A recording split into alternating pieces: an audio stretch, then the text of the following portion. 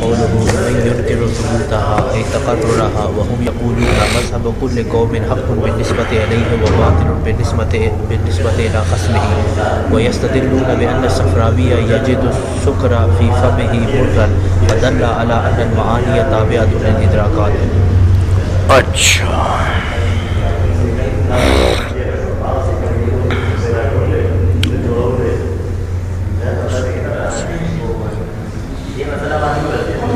اچھا، اب یہ انہوں نے وہ عنادیہ کا جو نقل کیا ہے نا، تو اس کے بعد یہ عندیہ کی بات آ گئی کہ وَمِنْهُمْ مَنْ يُنْكِرُ ثُبُوتَهَا وَيَزْعُمُ أَنَّهَا تَابِعَةٌ لِلْاعْتِقَادِ.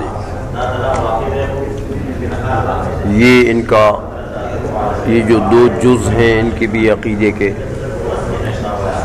کہ ثبوت الاشیاء کے تو منکر ہیں اور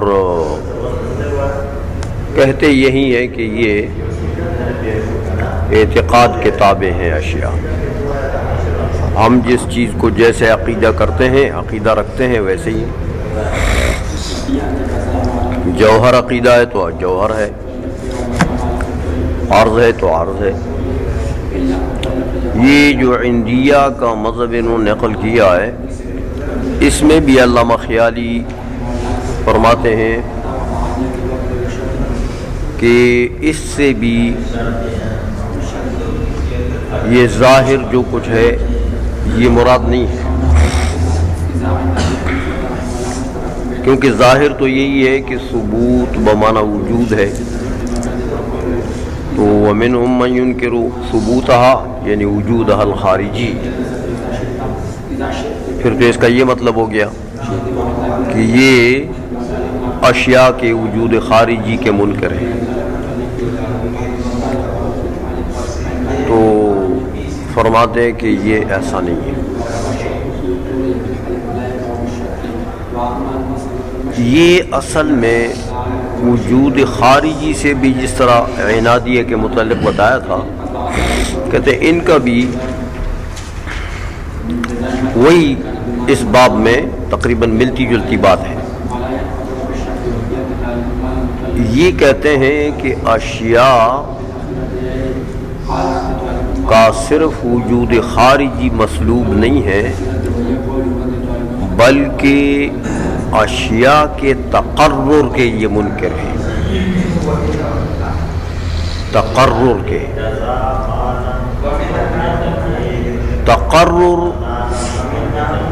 اور امتیاز بین الاشیاء یہ دو چیزیں ہیں.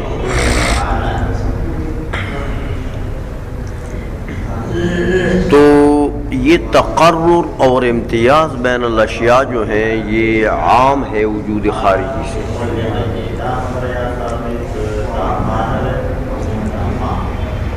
یہ معدومات کو بھی شامل ہے.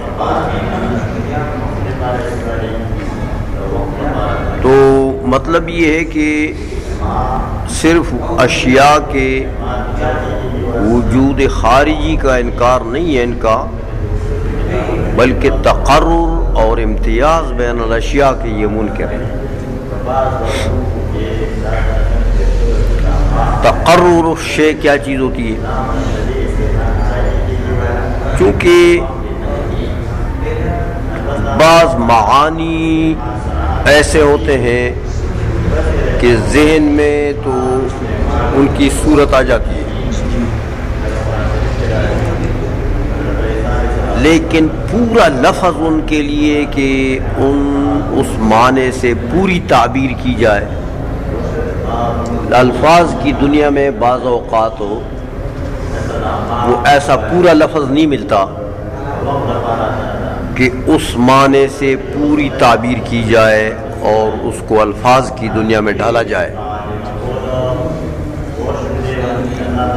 اس لیے کہتے ہیں تقرر الشیء. بعض نے اس کا ترجمہ کیا قرار الشیء سے، تو قرار بھی اس کا ترجمہ نہیں ہے. یہ چلپی وغیرہ نے تو قرار بھی اس کا ترجمہ اس لیے نہیں ہے کہ قرار الشے بمانا استقرار الشے بمانا استقلال الشے بمانا وجود الشے فی مکان واحد. قرار الشے کہ ایک مکان میں چیز جو ہے وہ موجود ہو اور اس مکان سے دوسرے مکان کی طرف انتقال نہ کریں. قرار اس کو کہتے ہیں. تو تقرر کا یہ معنی نہیں ہے، وہ تو ظرف میں وحدت ہو گئی ہے. قرار جو ہے وہ مستلزم ہے وحدت ظرفیہ کو. تو یہاں یہ عندیہ کا یہ مطلب نہیں ہے کہ ان کا ظرف واحد ہے کہ کئی ہے، بلکہ تقرر یہ وجود سے عام ہے، اعدام کو بھی شامل ہے. اور اب کیا لفظ ہے اس کے لیے؟ ثبوت سے انہوں نے تعبیر کر دیا، تو خیال نے تقرر سے تعبیر کر دیا. لیکن بہرحال اتنا سمجھیں کہ یہ عندیہ جو ہے یہ چیز کے اشیاء کے اصل کے منکر ہیں کہ اصل الشے مادت الشے یہ اس کا وجود نہیں ہے، یہ نہیں ہے. کسی چیز کا تقرر نہیں ہے. تقرر کا کیا مطلب؟ اس کا اصل نہیں. جیسے یہ فلاسفہ کہتے ہیں کہ ہیولہ تمام کائنات کے لیے اصل ہے، مادہ ہے. تو پھر ہر جسم میں علیحدہ ہیولہ ہے. افلاک کا ہیولہ الگ ہے، سفلیات میں پھر ہر جسم میں الگ ہیولہ. تو ہیولہ کو وہ مادہ اور اصل مانتے ہیں. تو ان کا مطلب کیا ہے عندیہ کا؟ کہ ایسا اصل اشیاء کا ہے ہی نہیں. ایسا اصل جس سے شے بنے، جس سے شے بنے، ایسا کوئی اصل، ایسا کوئی اصل نہیں ہے کائنات میں. تقرر کے معنی کو سمجھے ہو؟ اب آدمی شے بنے، وجودی شے بنے، وہ عام ہے. سمجھ میں آ گئی ہے؟ نہ اعدام کے لیے کوئی اصل ہے، نہ موجودات کے لیے کوئی اصل ہے. تو تقرر کا یہ معنی ہے کہ گویا کہ اس کی بنیاد ہی نہیں ہے، اس کا اصل ہی نہیں ہے. آئی سمجھ میں؟ اچھا، جب اصل نہیں ہے، مادہ نہیں ہے، تو پھر امتیاز بین الاشیاء تو ظاہر بات ہے کہ نہیں ہو سکتا. وہ امتیاز تو فرع ہے کس کا؟ وجود کا. کہ اس کا مادہ ہو، اس سے پھر وہ چیز بنے، پھر دوسری چیز بنے، پھر تیسری بنے، تو پھر امتیاز کا نمبر آئے گا. تو امتیاز تو ظاہر بات ہے کہ جب انہوں نے اصل کا انکار کر دیا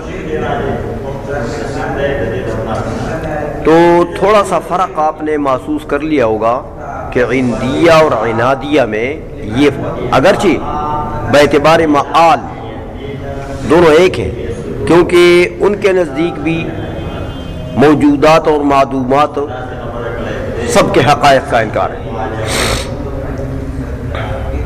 ان کا بھی یہی مطلب ہے، موجودات اور معدومات سب کے حقائق کا انکار ہے. معال یہ ہے، لیکن تھوڑا سا ڈیپ انسان جائے تو فرق کا پتہ لگتا ہے کہ ان کا مطلب اور ہے. یہ بھی سلب کرتے ہیں لیکن اور طریقے سے. یہ کہتے ہیں اشیاء کا اصل نہیں ہے، اشیاء کا مادہ نہیں ہے. سمجھئے، اشیاء کے لیے گویا کہ مٹیریل ایسی چیز جس سے شے بنے وہ نہیں ہے. آئی سمجھ میں؟ تو اس لیے فرماتے ہیں علامہ خیالی کہ من ينکر ثبوتها اے تقررها. ثبوت کا ترجمہ انہوں نے کس سے کیا؟ تقرر سے، کہ یہ تقرر کے منکر ہے. ثبوت بمعنی وجود کے صرف نہیں، بلکہ یہ تو جڑوں سے چیز کو نکالتے ہیں. کہتے کسی چیز کی جڑیں بھی نہیں ہیں. آج سمجھ میں؟ اچھا، ایک تو ان کا یہ ہو گیا. دوسری جز انہوں نے یہ کہا تھا کہ وَيَزْعُمُ أَنَّهَا تَابِعَةٌ لِلْاعْتِقَادِ. علامہ تفتزانی نے ایک تو یہ من ينکر ثبوتها، تو ثبوت کا تو سمجھ گئے ہو نا، ثبوت کا تو یہ معنی ہے. دوسری جز یہ تھی کہ ان کا زعم یہ ہے کہ یہ اشیاء جو ہیں یہ تابعۃ للاعتقاد، اعتقاد کے تابع.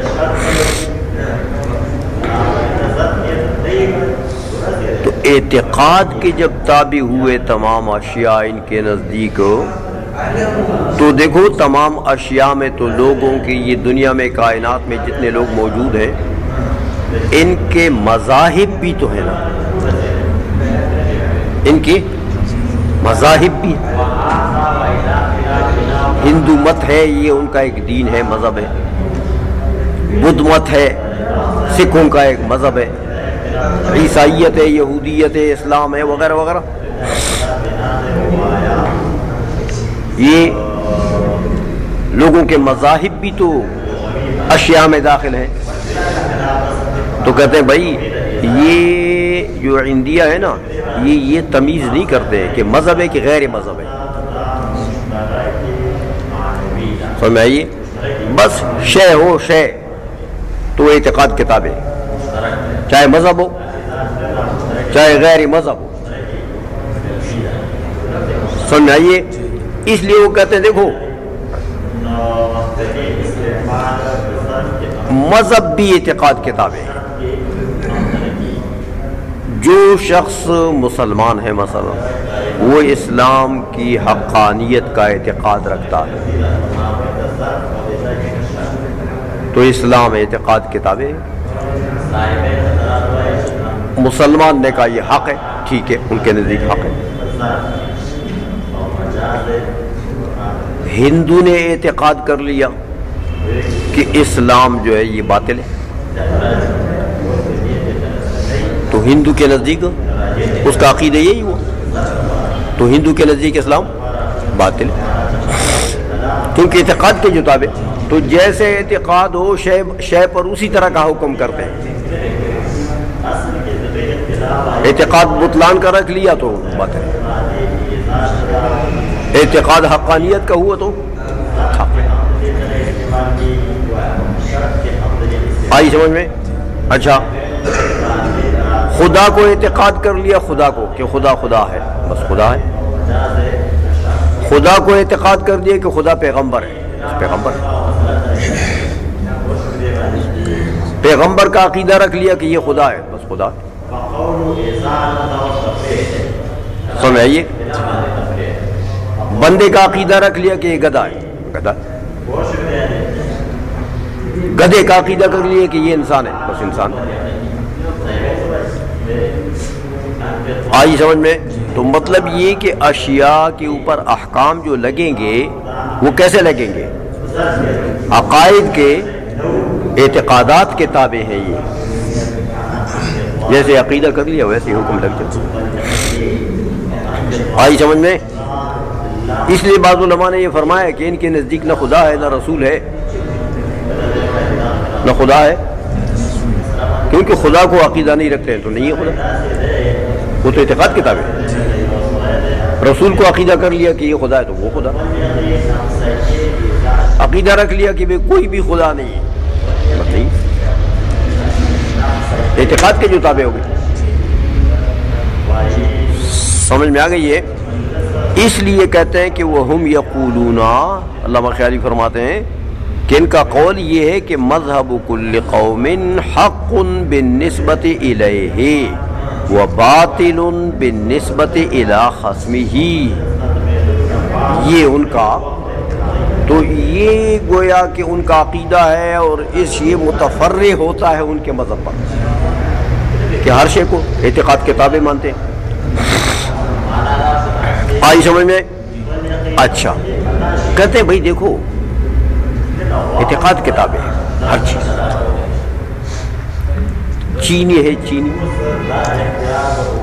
آپ منہ میں ڈال لیں گے، میٹھی ہے،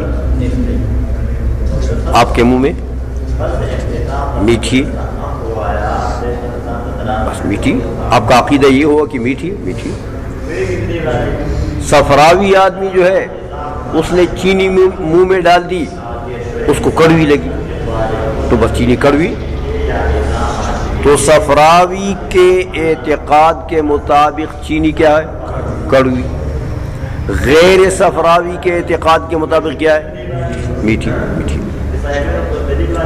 جیسے کوئی شخص اعتقاد کرتا ہے تو مطلب یہ ہے کہ چینی کا جو مٹھاس ہے یہ بھی کوئی نفس الامری نہیں ہے، یہ بھی اعتقاد ہے معتقد کے تابع. آئی سمجھ میں؟ تو اس لیے فرماتے ہیں کہ وَيَسْتَدِلُّونَ، اپنے اس عقیدے پر کہ ہر شے اعتقاد کے تابع، استدلال کرتے ہیں کہ دیکھو بِأَنَّ الصَّفْرَاوِيَّ يَجِدُ السُّكْرَ فِي فَمِ يَجِدُ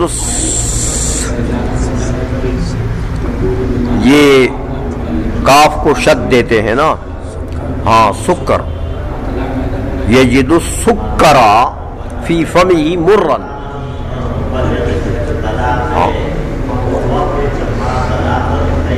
کہ یہ سکر جو ہے یہ صفراوی منہ میں ڈالتا ہے تو اس کو کڑوی لگتی ہے، تو بس کڑوی. فدل علی ان المعانی تابعۃ للادراکات. وہ کہتے ہیں دیکھو یہ چینی میں جو مٹھاس ہے یہ ایک معنی ہے پڑا ہوا، کس کے اندر؟ چینی کے اندر ایک معنی اس کے اندر پڑا ہوا ہے. بس وہ اعتقاد کے تابع. کسی نے عقیدہ رکھ لیا میٹھی ہے تو بس میٹھی، نہیں عقیدہ رکھ لیا تو کڑوی. یہ عندیہ کا عقیدہ ہے. چلو قوله ويزعم انه شاك، هذا زعم بمعنى القول الباطل لا الاعتقاد الباطل، اذ لا اعتقاد للشاك. اچھا،